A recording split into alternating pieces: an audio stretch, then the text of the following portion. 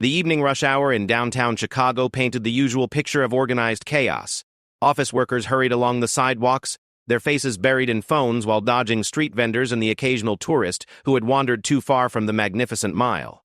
Among the sea of business suits and casual wear, Marcus Thompson moved with a different kind of purpose. At 42, the former Army Ranger carried himself with the quiet confidence that came from 2 decades of military service, though most people wouldn't notice the subtle signs that marked him as someone who had seen combat. Marcus had just finished his shift as a security consultant for a downtown financial firm, a job that paid well but rarely challenged the skills he had honed in Afghanistan and Iraq. His weathered hands, scarred from shrapnel and hard work, adjusted the strap of his simple black backpack as he made his way toward the Blue Line station. The October air carried a chill that reminded him winter was approaching, and he pulled his navy jacket closer as he walked. 3 blocks behind him, trouble was brewing in the form of Devin Hayes, a 23-year-old who had spent more time in Cook County Jail than most people his age had spent in college. Devin's calculating eyes scanned the crowd like a predator sizing up potential prey. He had been released from his latest stint behind bars just 2 weeks ago, and the $40 in his pocket wasn't going to last much longer. The monthly check from his grandmother wouldn't come for another week, and Devin had already burned bridges with most of the friends who might have helped him out. Devin's method was simple but effective. He looked for targets who seemed vulnerable, isolated, and hopefully carrying something worth taking. Business people were usually good marks, especially the older ones who might not fight back. He had learned to read body language during his time on the streets, picking up on the subtle signs that separated the easy targets from those who might cause problems. Tonight, however, Devin was feeling desperate enough to take some risks. The young criminal's attention focused on Marcus as the veteran stopped at a crosswalk, waiting for the light to change.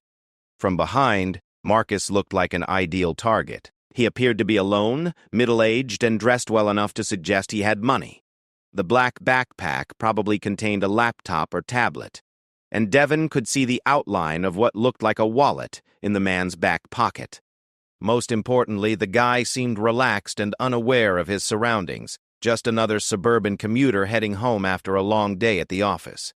Devin quickened his pace, closing the distance between them as the crowd around the intersection began to thin out. He had done this dozens of times before, and the routine was almost automatic now. Get close, create a distraction or confrontation, grab what you can, and disappear into the urban maze before anyone could react. The key was speed and aggression. Most people were so shocked by sudden violence that they froze up, giving him precious seconds to complete the robbery and escape. As Marcus crossed the street, Devin followed about 20 feet behind, studying his target's movements and planning his approach. The veteran's gait was steady and purposeful, but Devin interpreted this as the boring predictability of someone who had never faced real danger. He couldn't see the way Marcus's eyes constantly swept the area around him, cataloging potential threats and escape routes with the automatic awareness of someone who had survived multiple deployments in hostile territory. The opportunity Devin had been waiting for presented itself as Marcus turned down a quieter side street that led to the train station. The foot traffic here was lighter, with fewer witnesses and more shadows cast by the older buildings that lined the narrow roadway. Devin felt the familiar surge of adrenaline that came before a robbery. The same rush that had gotten him into trouble so many times before but also made him feel truly alive. Marcus, meanwhile, was thinking about dinner plans and wondering if his daughter Sarah had remembered to pick up her prescription from the pharmacy. At 19, she was attending community college while living at home, and Marcus worried about her the way any single father would. Her mother had died in a car accident when Sarah was just 12, leaving Marcus to navigate parenthood alone, while dealing with his own transition from military to civilian life. The responsibility had been overwhelming at times, but it had also given him purpose and helped him avoid some of the pitfalls that trapped other veterans. The street Marcus had chosen was lined with small businesses that were already closed for the day. A dry cleaner, a cell phone repair shop, and a narrow alley that led to a parking lot behind the buildings created a corridor of brick and glass that muffled the sounds of the busier streets nearby. The lighting here was adequate but not bright, with pools of shadow between the streetlights that could hide someone who knew how to use them. Devin made his move as Marcus passed the mouth of the alley, stepping out of the shadows with practiced timing. His plan was simple and had worked many times before. Approach aggressively, demand money and valuables, and rely on shock and intimidation to prevent resistance. Most people, when confronted by sudden violence, would comply rather than risk getting hurt over material possessions. "Yo, old man," Devon called out, his voice carrying the hard edge of someone used to intimidating others. "Hold up a minute." Marcus stopped and turned, his movements fluid and controlled despite the surprise of being addressed by a stranger. This was Devon's first hint that something might be different about this particular target. Most people would have jumped or shown some sign of startlement, but Marcus simply turned to face him with the calm alertness of someone assessing a potential situation. "Can I help you?" Marcus asked, his tone neutral but his posture subtly shifting as his training kicked in. 20 years in the military had taught him to read people quickly, and everything about the young man approaching him screamed potential threat. The swagger in his walk, the aggressive tone, the way his hands were positioned, suggested someone preparing for violence. Devon was too focused on his own plan to notice the subtle changes in his target's stance. The way Marcus's weight had shifted slightly forward onto the balls of his feet, how his hands had dropped to his sides but remained loose and ready, the almost imperceptible way he had angled his body to present a smaller target while maintaining full mobility. These were the automatic responses of someone who had been in combat, muscle memory that never really faded.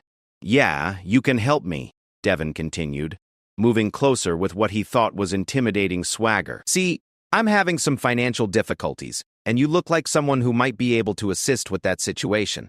The words were meant to confuse and disorient, a technique Devon had picked up from other criminals who believed that unusual phrasing could throw victims off balance. But Marcus had heard similar threats before, in different languages and much more dangerous circumstances.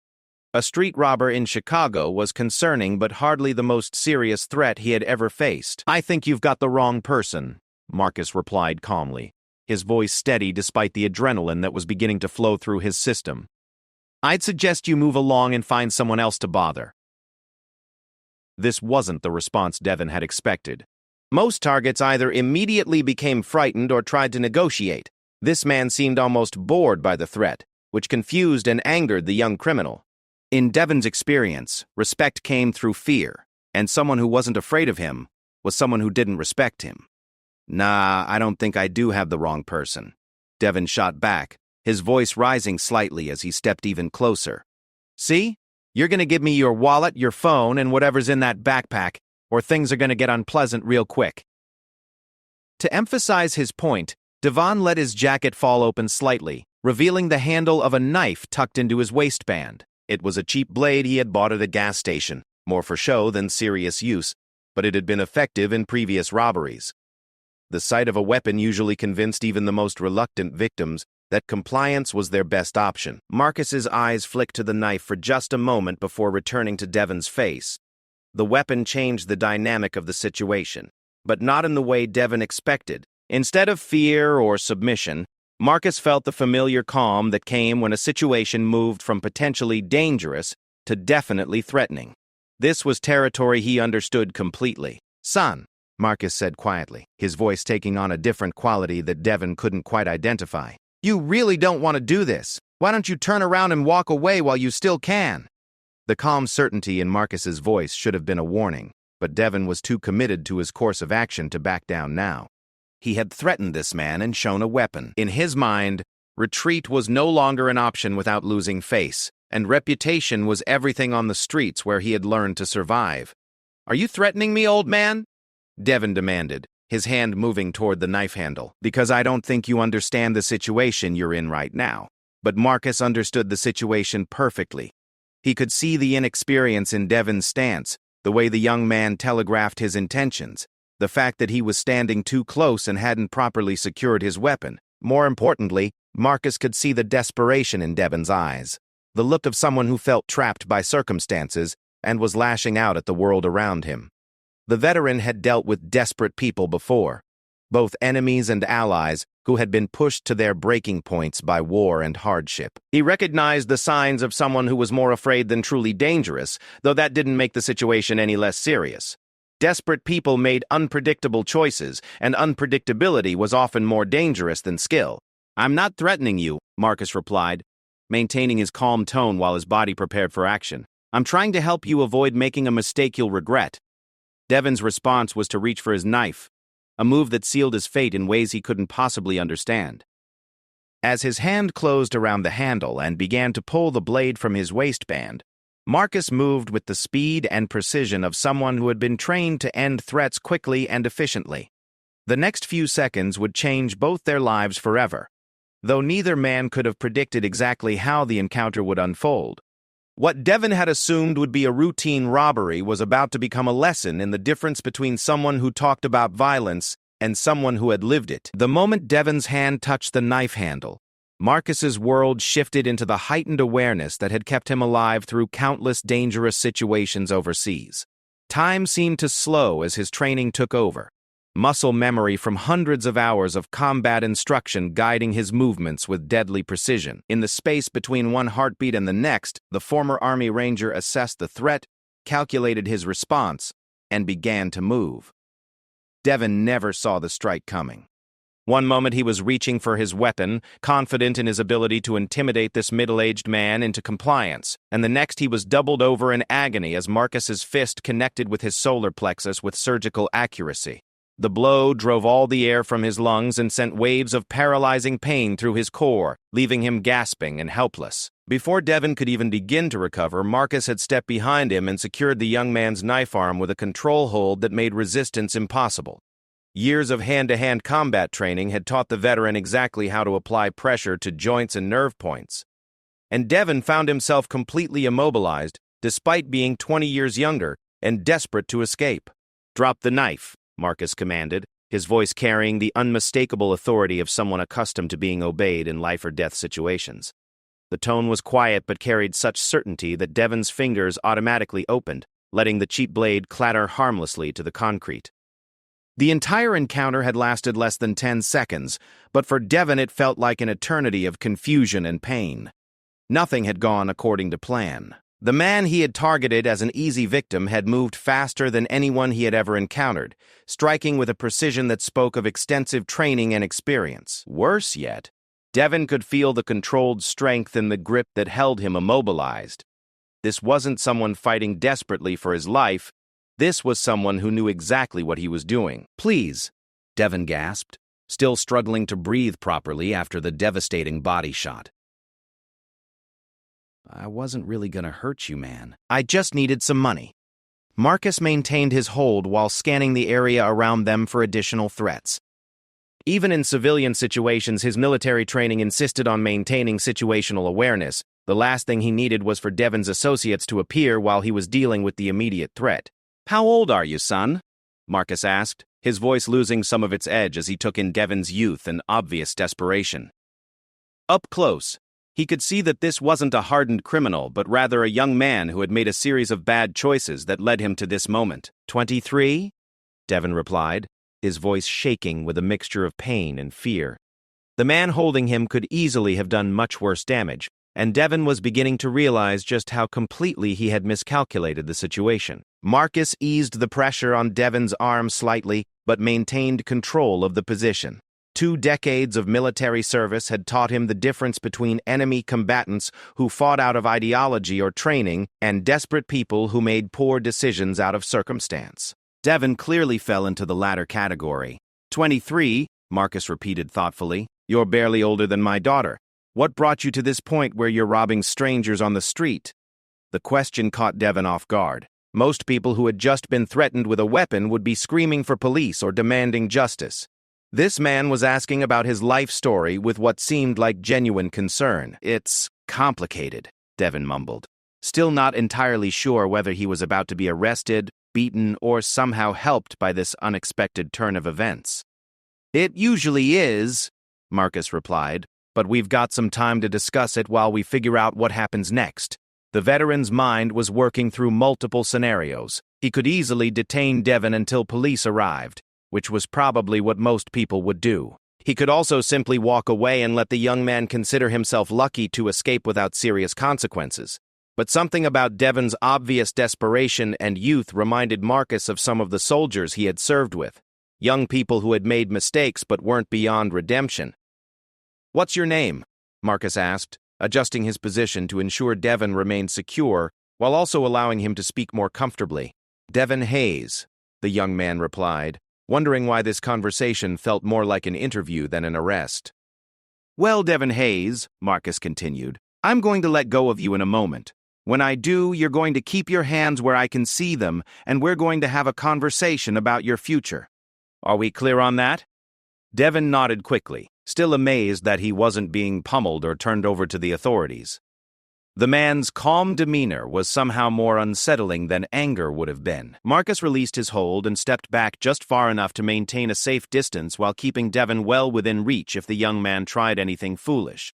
The knife remained on the ground between them, forgotten now that the immediate threat had passed. Turn around slowly, Marcus instructed, and Devin complied to find himself facing a man who looked nothing like the easy target he had thought he was stalking. Up close, Marcus's weathered features and alert eyes told a story of experience that Devin was only beginning to understand. Military? Devin asked, recognition dawning as he took in Marcus's bearing and the confident way he had handled the situation. Army Rangers retired, Marcus confirmed. 20 years of service, including multiple deployments to places where people try to kill you for real, not just take your wallet. The revelation hit Devin like a physical blow. He had tried to rob a trained soldier, someone who had probably faced down actual enemies armed with military weapons. The cheap gas station knife he had thought made him dangerous was nothing compared to the lethal skills this man possessed. I'm sorry, Devin said, and for the first time in years he actually meant it. I didn't know. You shouldn't have to know, Marcus replied. Robbery is wrong regardless of who the target is. But I'm curious about something, Devin. This obviously wasn't your first time trying this. How many people have you robbed? Devin hesitated, unsure whether honesty would help or hurt his situation, but the man's straightforward manner somehow made lying seem pointless. Maybe a dozen times over the past few years, he admitted. Never hurt anybody seriously. Just needed money for food and a place to stay. And how's that working out for you? Marcus asked. Are you better off now than you were before you started robbing people? The question forced Devin to confront some uncomfortable truths about the path his life had taken. Each robbery had felt like a solution to an immediate problem, but the problems never really went away. If anything, they had gotten worse as his criminal record grew and legitimate opportunities became scarcer. No, Devin said quietly. It's just gotten harder. That's because you're treating symptoms instead of the disease, Marcus explained. Desperate situations require real solutions, not temporary fixes that create bigger problems. As they talked, Marcus was forming an assessment of the young man in front of him. Devin's body language suggested someone who was more defeated than defiant, and his willingness to engage in conversation indicated that he might be open to alternatives to his current lifestyle. The veteran had seen similar cases during his military service. Young soldiers who had joined the army to escape difficult circumstances and needed guidance to find their way. Tell me about your situation, Marcus said. No judgment, just facts. Where are you living? How are you supporting yourself? What kind of skills do you have? Devin found himself opening up in a way he hadn't done with anyone in years. He told Marcus about growing up with his grandmother after his parents died in a car accident when he was 15. How he had dropped out of high school to work and help with bills, only to lose job after job as his anger and frustration led to conflicts with supervisors and co-workers. How he had turned to petty crime as a way to survive when legitimate work became impossible to find with his growing criminal record. Marcus listened without interrupting, asking occasional questions to clarify details but avoiding judgment about the choices Devin had made. The young man's story was far from unique. The veteran had encountered similar tales of desperation and poor decision-making among both civilians and soldiers throughout his career. How long since you've had steady work? Marcus asked when Devin finished his story. About 8 months, Devin replied. Got fired from a warehouse job for getting into it with a supervisor who kept hassling me about being late. And the lateness? Bus routes got changed and I couldn't afford a car. By the time I figured out the new schedule, he had already decided I was trouble. Marcus nodded, recognizing the spiral of circumstances that could trap someone in poverty and crime. One problem led to another, and without help or guidance, people like Devin often found themselves with fewer and fewer legitimate options. What would you do if someone offered you a real job tomorrow? Marcus asked. Something that paid enough to live on legally? Devin looked at him suspiciously, wondering if this was some kind of trick question or test. I'd take it, he said finally. But nobody's gonna hire somebody with my record for anything that pays enough to matter. You might be surprised, Marcus said thoughtfully. There are companies that specifically hire people who've made mistakes, especially if they're willing to work hard and learn new skills. The conversation was interrupted by the sound of footsteps on the sidewalk behind them. Marcus instantly shifted back into defensive mode, positioning himself to face the new potential threat, while keeping Devon in his peripheral vision. His hand moved unconsciously toward his waistband, where years of carrying sidearms had created automatic muscle memory. But the footsteps belonged to an elderly woman walking her small dog, who looked curiously at the two men standing in the shadows between streetlights. She hurried past without stopping, but her presence reminded both Marcus and Devon that they were having this conversation on a public street where police patrols or other complications could arise at any moment. "We should move this conversation somewhere more private," Marcus said. "There's a diner about 2 blocks from here. You hungry?" Devon stared at him in disbelief. "You're asking me to dinner? After I just tried to rob you? I'm asking if you want to continue this conversation somewhere we won't be interrupted," Marcus clarified. "Whether that includes food is up to you." The offer was so unexpected that Devon didn't know how to respond. In his experience, encounters with potential victims ended in one of 3 ways: successful robbery, failed robbery leading to arrest, or failed robbery leading to violence. Having dinner with the person he had just threatened was not a scenario he had ever imagined. "Why?" Devon asked. "Why would you want to help someone who just tried to take your stuff?" Marcus considered the question for a moment before answering. "Because 23 years ago, I was an 18-year-old kid from Detroit who was heading down a similar path. I got lucky and found the military before I made the kind of mistakes that would have ruined my life permanently." "You might not be so lucky unless someone gives you a different option to consider." The honesty in Marcus's voice convinced Devon that this was not some elaborate trap or psychological manipulation. This man had genuinely been where Devon was now and somehow found a way out. "Okay," Devon said slowly. "I guess I could eat something." Marcus picked up the discarded knife and slipped it into his jacket pocket before leading the way toward the diner.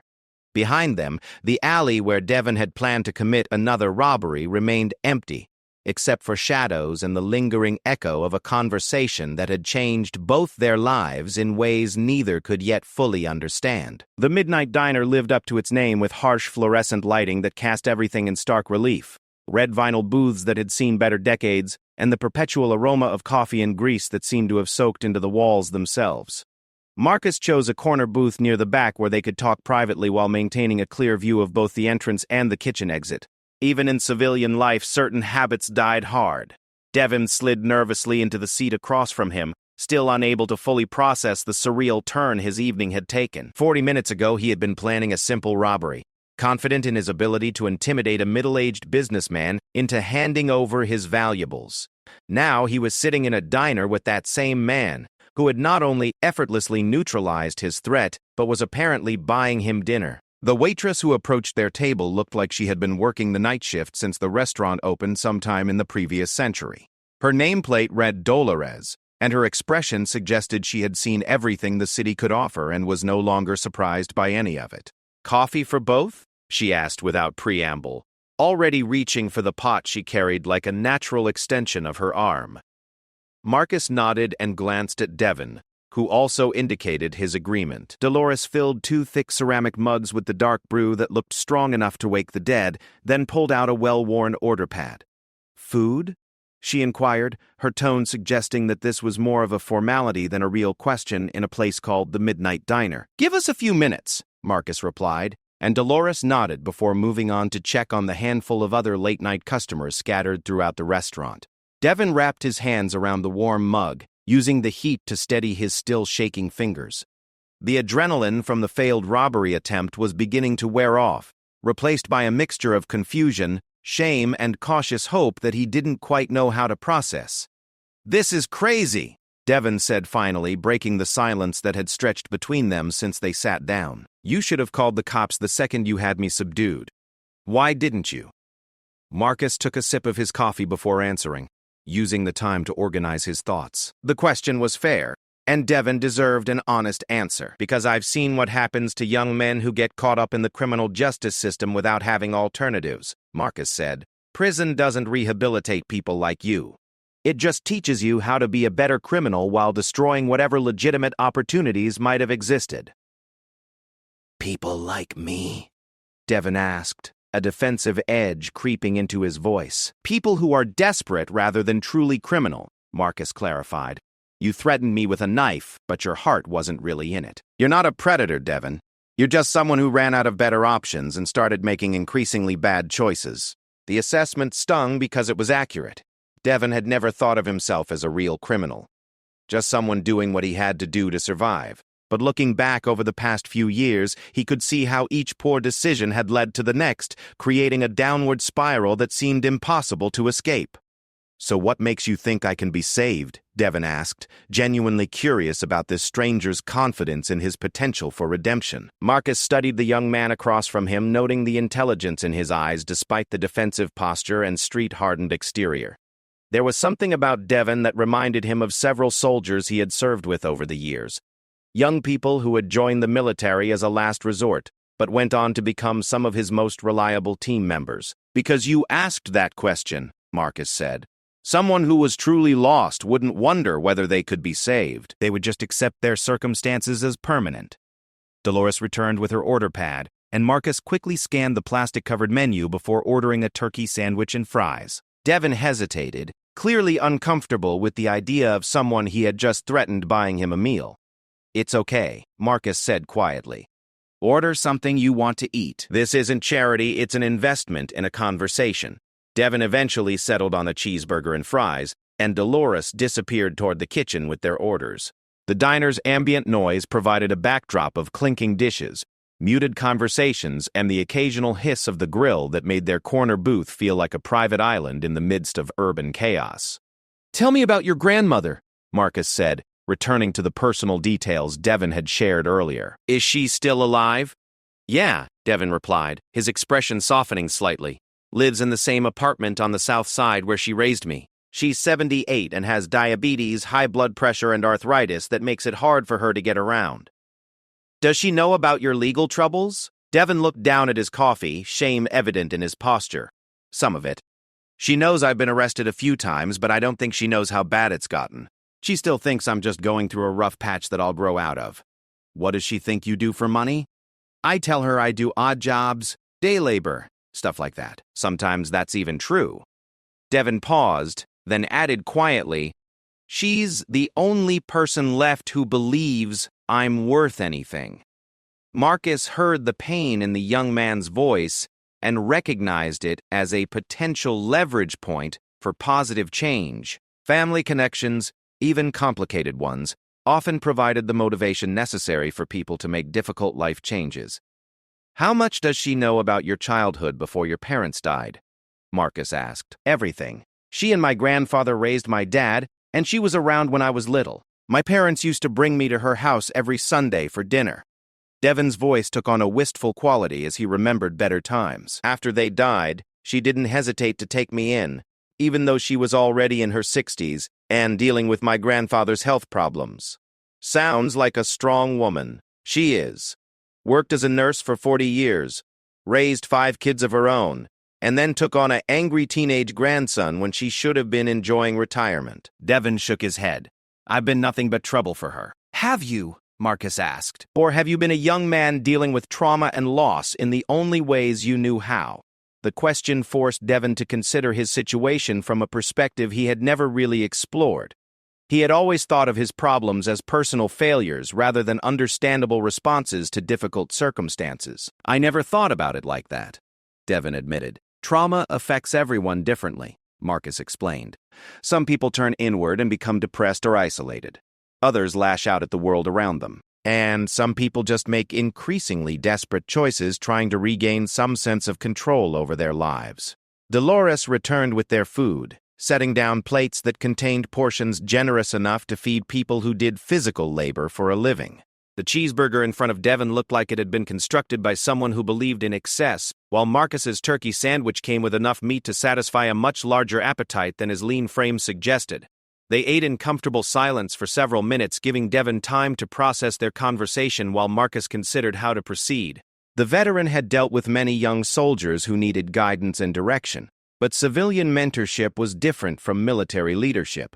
He couldn't simply issue orders and expect compliance. He needed to help Devon reach his own conclusions about what changes needed to be made. "Can I ask you something?" Devon said as he worked his way through the oversized burger. "Go ahead. When you were 18 and heading down the wrong path, what made you choose the military instead of continuing with whatever you were doing?" Marcus paused, remembering a night almost 25 years earlier when he had stood at a similar crossroads. "I got arrested for breaking into cars," he said finally. "Spent 3 days in jail waiting for my court date, and while I was there I met a guy who had just gotten out of prison after serving 8 years for armed robbery." "What did he tell you?" "That prison was full of people who thought they were too smart to get caught, and most of them had started with exactly the kind of petty crime I was doing."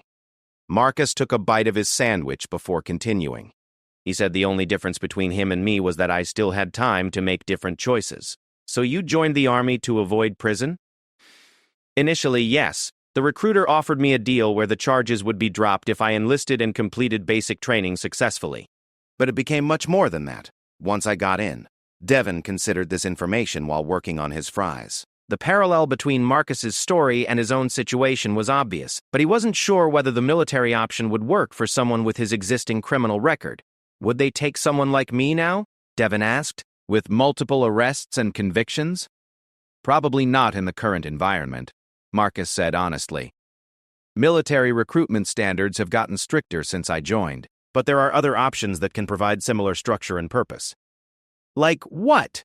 Marcus pulled out his phone and scrolled through his contacts until he found the number he was looking for.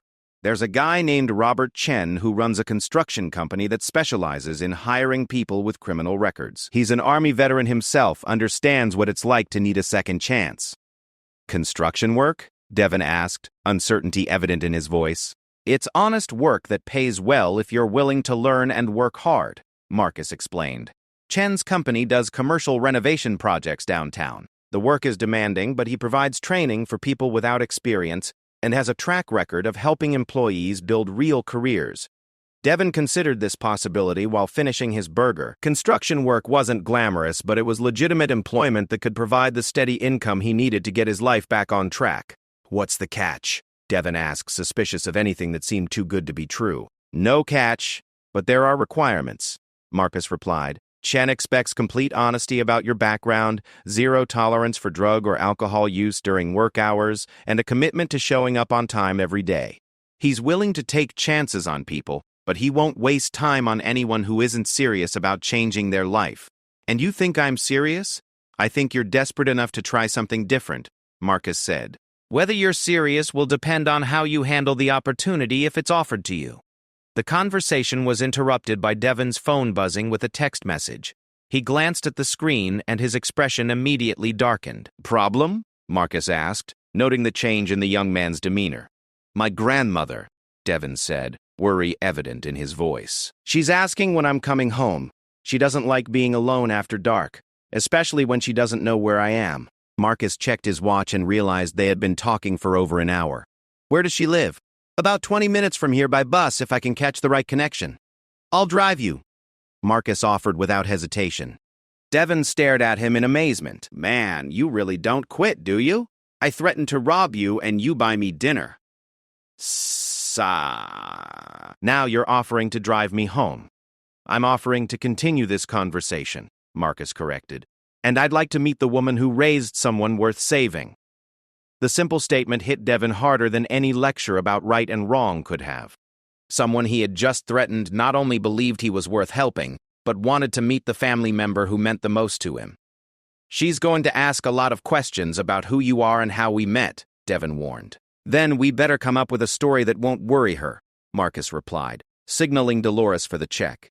As they prepared to leave the diner, both men knew that the evening had become something much more significant than either had anticipated. What had started as a predator-prey encounter had evolved into a mentorship opportunity that could change the trajectory of a young man's life. The real test would be whether Devon was ready to do the hard work necessary to make that change permanent. Marcus's pickup truck was a reflection of its owner. practical, well-maintained, and designed for function rather than flash.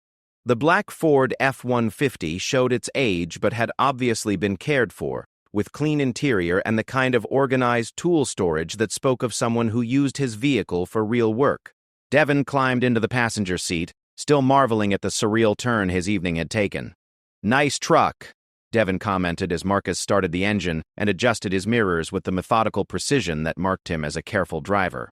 "Bought it used when I got out of the service," Marcus replied, pulling smoothly into traffic. "Nothing fancy, but it's reliable and has enough space to haul equipment when I need to." As they drove through the city streets, Devon provided directions while studying his unexpected companion more carefully. In the confines of the truck cab, he could see details that had been less obvious during their earlier encounter. The small scar above Marcus's left eyebrow that suggested an old injury. The way his eyes constantly scanned the road and surrounding area for potential hazards. The unconscious straightness of his posture even while driving. "Can I ask you something personal?" Devon said as they waited at a red light. "Shoot. How many people have you killed?"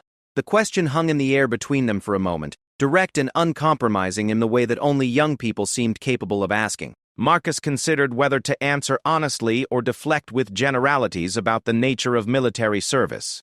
"More than 0, fewer than I was trained to if necessary," Marcus said finally. "Combat is different from civilian violence, Devon. When you're a soldier, taking lives is sometimes necessary to protect your fellow soldiers and complete your mission, but it's never something you do lightly or forget about afterward." Devon absorbed this information while studying Marcus's profile. The older man's expression remained neutral, but there was something in his eyes that suggested the weight of memories that would never fully fade. "Does it change you?" Devon asked. "Knowing you've done that?" "Everything changes you," Marcus replied. "The question is whether those changes make you better or worse as a person.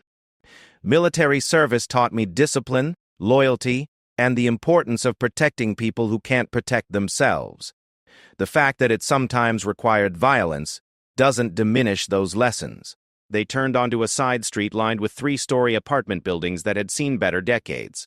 The neighborhood showed signs of urban decay mixed with efforts at renewal. Some buildings had been renovated while others displayed boarded windows and graffiti. It was the kind of area where people worked hard to maintain dignity despite limited resources. "That one there," Devon said, pointing to a brick building with a small front garden that was obviously tended with care despite the challenging environment. "Third floor apartment 3B. Marcus parked at the curb and looked up at the building, noting the security bars on the first-floor windows and the way residents had personalized their small balconies with plants and decorations. It was a place where people made the best of difficult circumstances. "What's the story?" Marcus asked as they climbed out of the truck. "We met at the community center where you volunteer," Devon said, having obviously given this some thought during the drive. "You were helping people with job applications and we got to talking. You offered to drive me home because it was late and the buses don't run as often after 9. It was a plausible cover story that would explain their meeting without alarming Devon's grandmother. Marcus nodded his approval as they approached the building's front entrance. The lobby was small but clean, with mailboxes that actually had working locks and fluorescent lighting that illuminated faded but decent carpet. They climbed 2 flights of stairs that creaked with age but showed evidence of regular maintenance. The building might not be luxurious, but it was clearly home to people who took pride in their living space. Devon knocked softly on the apartment door, using what sounded like a familiar pattern. "Grandma, it's me. I brought someone with me." The sound of multiple locks being unfastened came from inside, followed by the door opening to reveal a woman who immediately commanded respect, despite her small stature. Eleanor Hayes was indeed 78 years old, but her posture and alert eyes suggested someone whose mind remained sharp, even as her body showed the effects of age and illness. She wore a simple house dress and slippers, but carried herself with the dignity of someone who had faced life's challenges without losing her essential strength. "Devon, baby," she said, relief evident in her voice as she embraced her grandson. "I was starting to worry when it got so late." "Sorry, Grandma, lost track of time." Devon stepped back and gestured toward Marcus. "This is Marcus Thompson. He volunteers at the community center and gave me a ride home." Eleanor studied Marcus with the sharp assessment of someone who had raised 5 children and 1 difficult grandson. She extended her hand formally. and Marcus shook it with gentle respect for her obvious arthritis. "Pleased to meet you, Mrs. Hayes," Marcus said. "Devon speaks of you often." "Does he now?" Eleanor replied with a slight smile that suggested she knew there was more to this story than the simple explanation they had provided. "Well, come in, both of you. No sense standing in the hallway." The apartment was small but immaculate, furnished with pieces that were obviously older but well-maintained. Family photographs covered every available surface, telling the story of multiple generations through decades of birthdays, graduations, and holidays. The living room contained a comfortable couch, a television that was newer than most of the furniture, and an oxygen tank that suggested Eleanor's health issues were more serious than Devon had indicated. "Can I offer you something to drink, Mr. Hay? Thompson?" Eleanor asked, moving toward the kitchen with careful steps that spoke of joint pain and limited mobility. "Please, call me Marcus."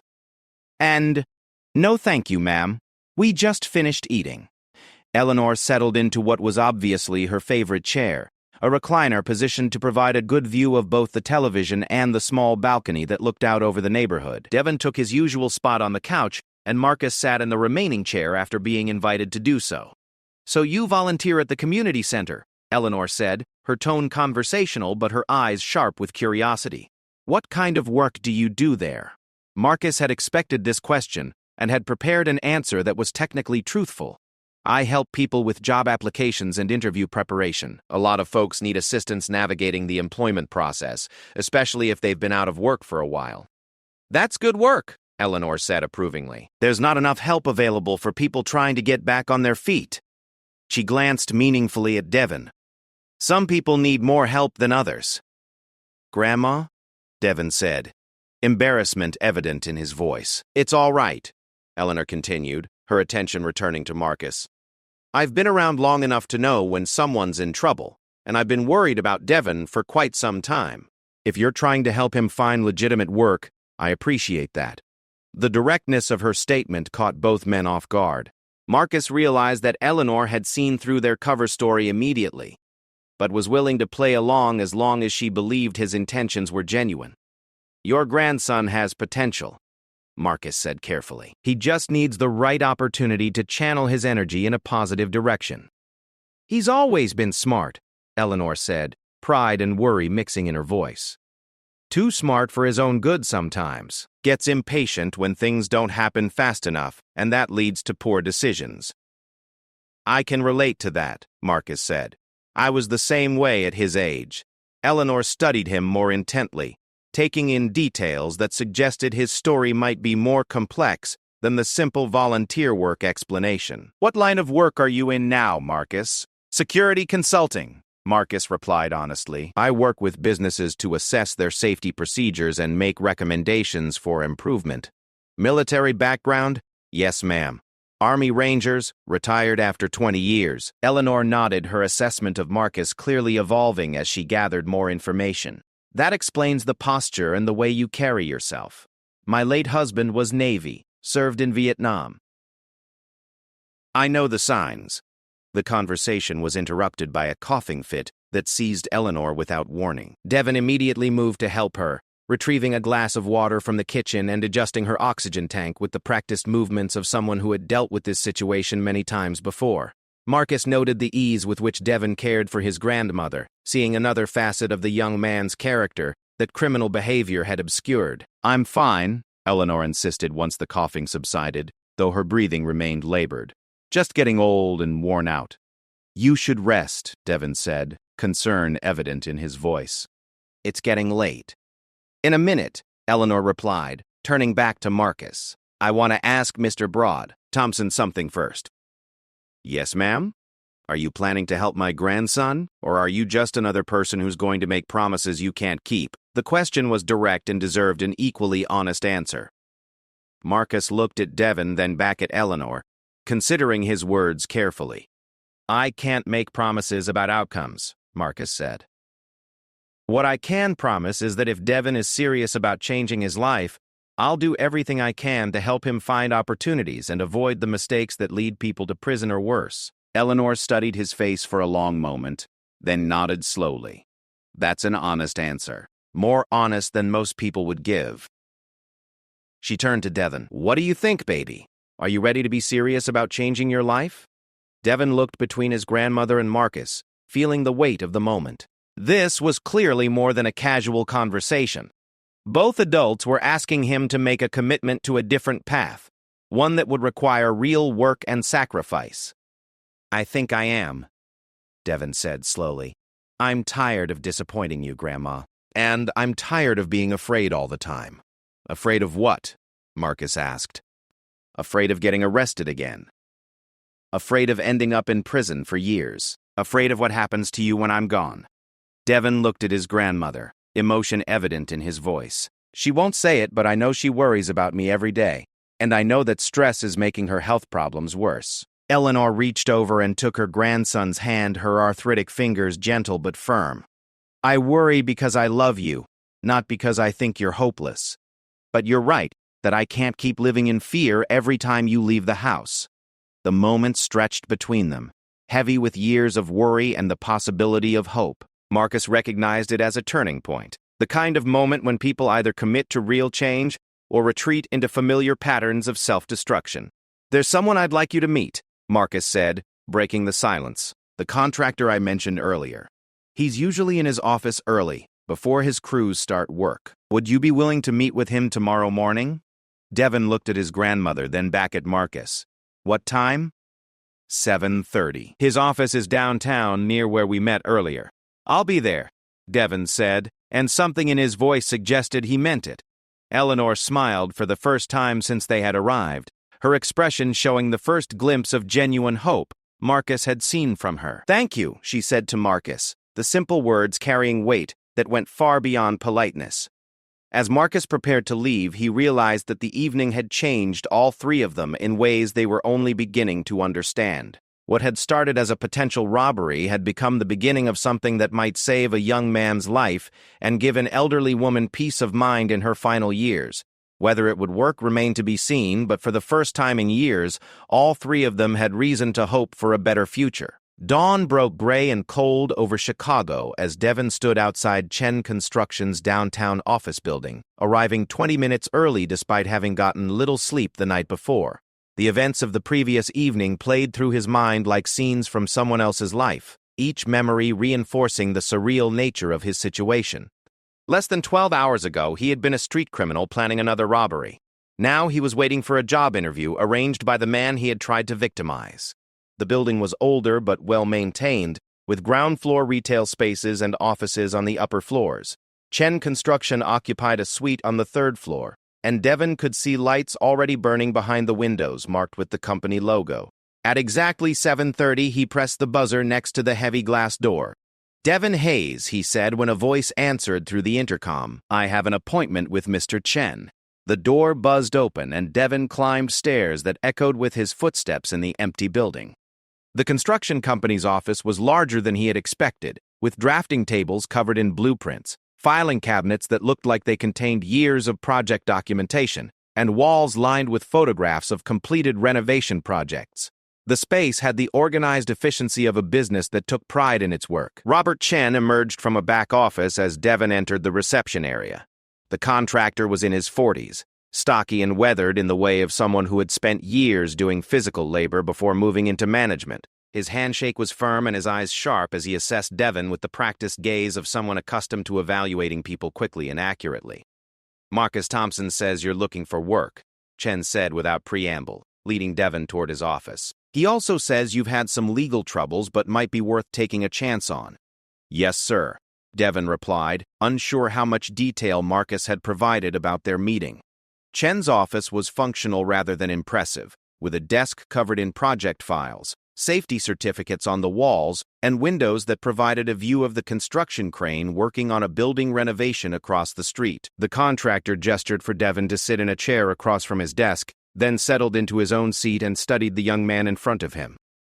"Marcus didn't give me details about your background," Chen said. "He just said you needed a second chance and might be willing to work hard for it. So why don't you tell me your story, and don't leave out the important parts?" Devon had spent much of the sleepless night preparing for this question, knowing that honesty would be required, but uncertain how much truth a potential employer would be willing to hear. He decided to trust Marcus's judgment about Chen's willingness to hire people with troubled pasts. "I've been arrested multiple times for robbery and theft," Devon said, forcing himself to meet Chen's eyes. "Never used violence, never hurt anyone seriously, but I was stealing from people to survive. The last time was supposed to be last night, except I picked the wrong target and ended up having dinner with him instead of robbing him." Chen leaned back in his chair, his expression unreadable. "Marcus was your intended victim?"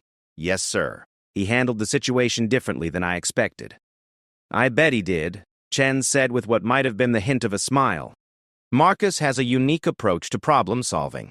So what changed between you threatening him and him recommending you for a job?" Devon considered how to explain the transformation that had occurred during their conversation the night before. "I think he saw something in me that I didn't know was there, and I realized I was tired of being afraid all the time and disappointing the people who care about me." "Who cares about you?" "My grandmother. She raised me after my parents died, and I've been nothing but trouble for her ever since. She's 78 and sick, and I know the stress of worrying about me is making her health worse." Chen nodded, making notes on a legal pad as Devon spoke. "What kind of work experience do you have?" "Warehouse work mostly. Loading trucks, inventory, that kind of thing. Had a few restaurant jobs when I was younger, but nothing that lasted very long." "Why didn't they last?" Devon hesitated, then decided to continue with complete honesty. "I had anger management problems.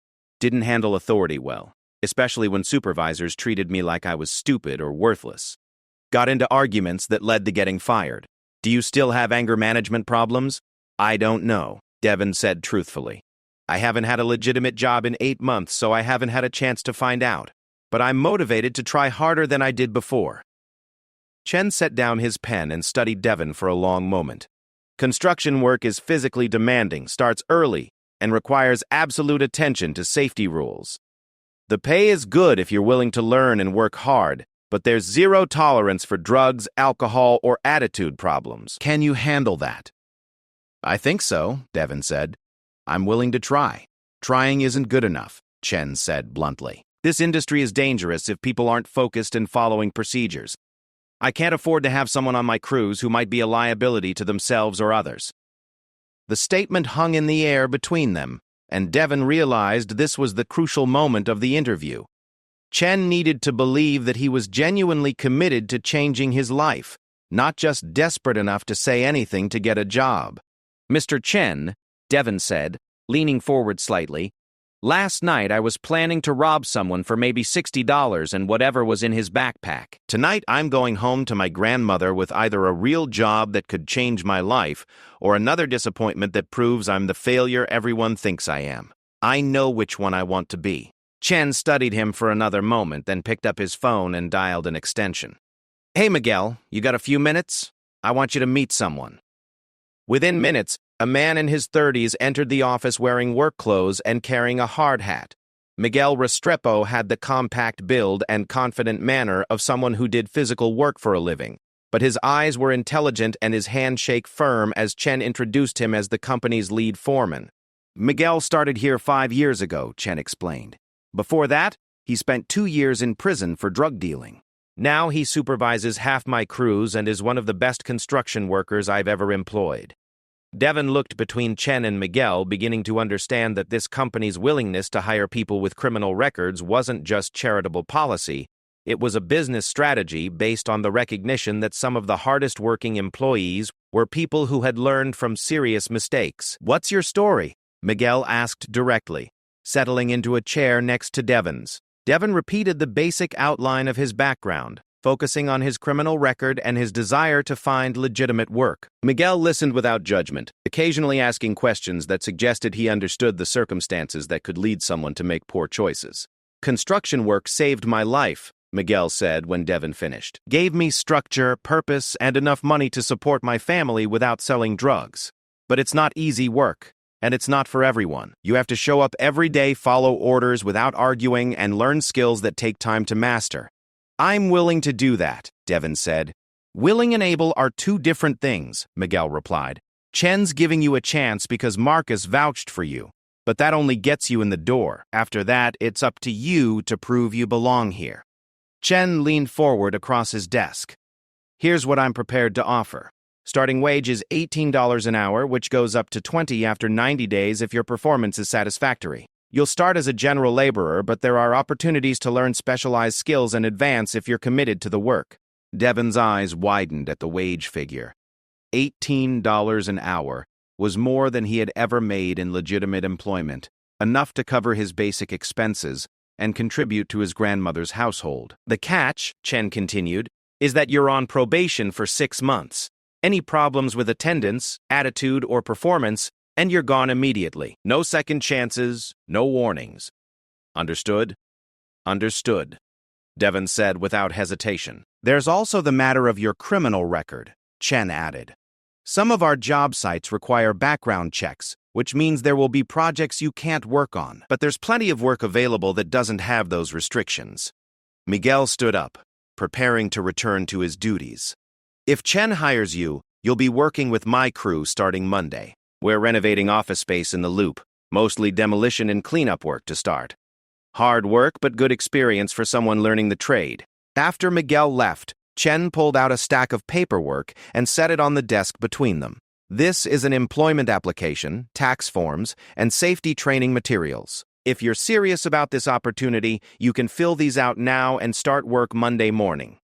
Devon stared at the papers, hardly believing that legitimate employment was within reach after months of survival through criminal activity. The opportunity felt almost too good to be true, which made him suspicious of hidden catches or conditions. Why? Devon asked. Why are you willing to take this kind of risk on someone like me? Chen leaned back in his chair, considering his answer. Because someone took the same risk on me 20 years ago. I was a carpenter with a drinking problem who couldn't hold a job for more than a few months. The man who owned this company before me hired me anyway, taught me the business, and eventually sold it to me when he retired. What happened to your drinking problem? Having real responsibility and people depending on me made it easier to stay sober, Chen said. Not easy, but easier. Work gives people purpose, and purpose can be a powerful motivator for positive change.